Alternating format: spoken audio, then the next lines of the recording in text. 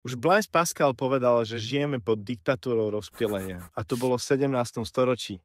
Pred mobilmi, pred sociálnymi sieťami, pred Netflixom, pred TikTokom, pred všetkým tým, čo dnes kradne našu pozornosť.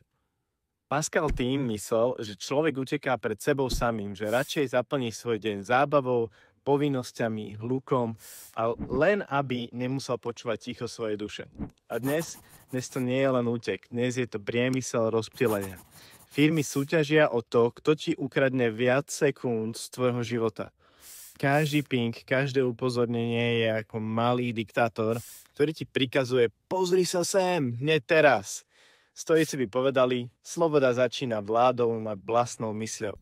A kým je tvoja pozornosť otrokom rozptýlenia, nie si slobodný. Si len bábka algoritmov. Možno preto sa Pascal pýtal, koľko pravdy o sebe samom dokážeš zniesť, keď zostaneš v tichu úplne sám? Lebo možno to nie je o tom, koľko máme rozptýlení, ale o tom, čo si dovolíme zostať chvíľku bez nich. A tam, v tom tichu, nájdeš buď pravdu, alebo strach. Držím ti v tom palce.